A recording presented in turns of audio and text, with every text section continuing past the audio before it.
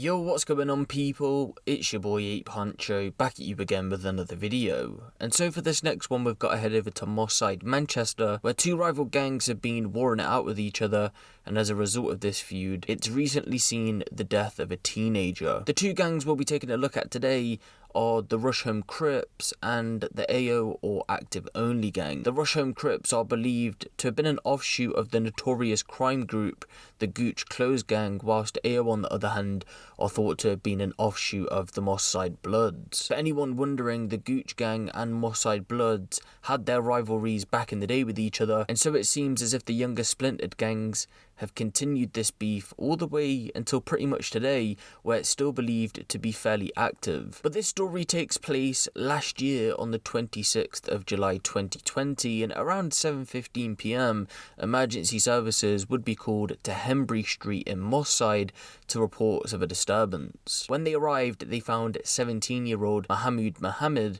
suffering from stab injuries, and unfortunately he would go on to be pronounced dead at the scene. Mohamoud Mohamed was thought to have been affiliated with the Rusholme Crips, whilst his attackers, Daneko Reed, Jamal Walters, Romeo Daly, and a 17-year-old boy who can't be named for legal reasons, are believed to have been affiliated with the AO gang. Just to let you guys know, pictures of the defendants in this situation haven't been released to the public as of yet. Either way though, over the following weeks and months, all four would go on to be arrested on a single murder charge in relation to this incident, but they all pleaded not guilty, and so a trial went ahead and is recently just wrapped up. In court, the prosecution laid out the timeline of events as to what exactly happened on the 26th of July 2020, and they said the prosecution's case is that Mohamoud had been playing football with friends when his attackers arrived on Hembury Street. Then a confrontation broke out with the four defendants stabbing Mohamoud in the chest before pursuing him into an alleyway and attacked him again, where eventually he collapsed and died. Each of the defendants was armed with some form of weapon which was produced during the confrontation, and in more detail, these weapons were allegedly a knife, machete, and an imitation firearm. The prosecution would come out to say that they believe the fatal stab wound, which eventually would go on to kill Mohamoud, would be done by the 17-year-old boy, but they continued that all four defendants were acting together and shared an intention to cause Mr. Mohamed at least really serious harm. In a bit more detail into the actual attack itself, it is believed that a woman who was nearby said she heard a scuffle taking place and then some shouting, which includes someone saying "fucking kill" or "fucking kill him."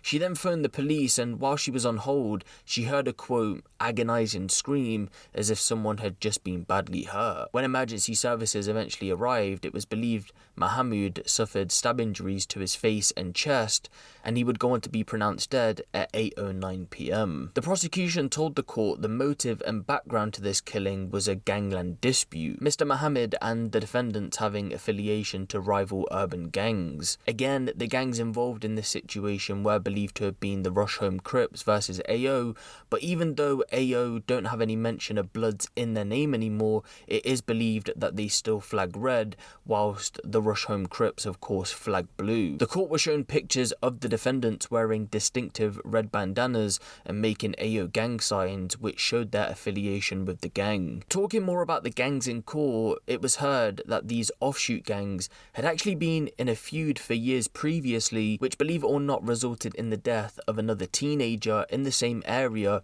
back in 2016. Greater Manchester Police's anti-gang team, the Excalibur Task Force, which deal with gangs in Moss Side, Rusholme, Old Trafford and Longsight, have been keeping an eye on this feud since it pretty much started. Investigative Assistant Claire Simister gave evidence in court and spoke of how the gang rivalry led to 19-year-old Abdul Hafida being stabbed to death by AO gang members after he had been affiliated with the Rusholme Crips. She said this was the last known murder between the gangs until last year, of course, where Mohamoud was unfortunately stabbed to death. In August of 2018 though, she mentions how the two rival gangs clashed at Carnival when a member of the Rusholme Crips was stabbed by two rival AO gang members, but apparently this sparked off a bunch of revenge attacks. lyrics. She also told the court that 2 weeks prior to Mohamoud's murder, he had been approached by the task force because they feared, with him being only 17 years old, that he was being exploited by senior gang members, but ultimately Mohamoud refused to engage with officers,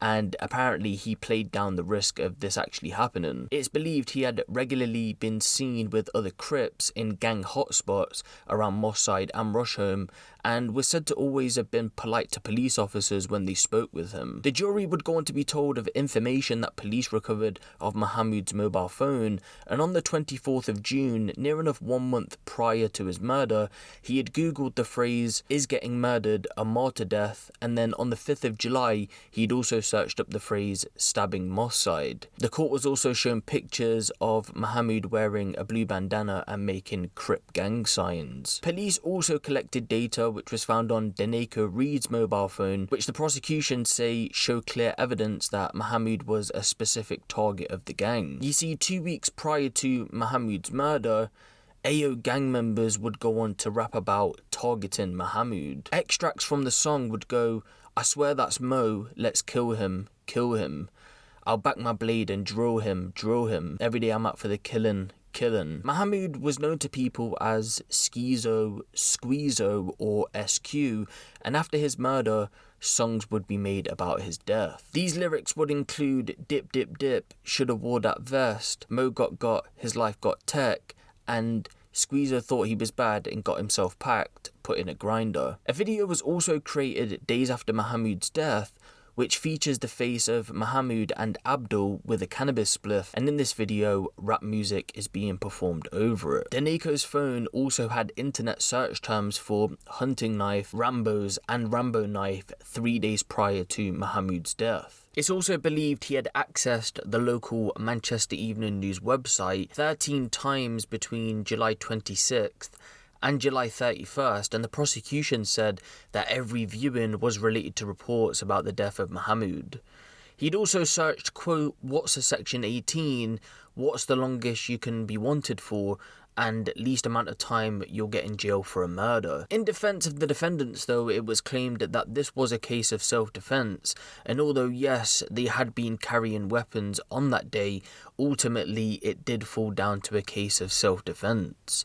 The 17-year-old had took the stand, and to summarise what he said, he basically claimed that Mohamoud had 2 weapons on him and started to strike out at the group when he seen them, and the group are believed to have suffered from stab injuries themselves, and he went on to admit that stabbing Mohamoud was in self-defense. After a trial, though, all the defendants would be cleared of murder but were convicted of manslaughter, and they are due to be sentenced at a further hearing. And what I can see from this story is a young person fearing for his life who got caught up probably with the wrong crowd and ultimately went on to be murdered.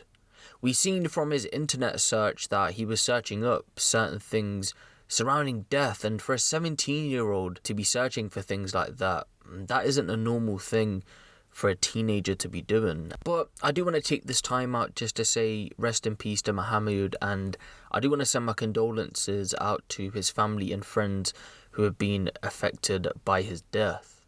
But let me know what you guys think of this down in the comment section below.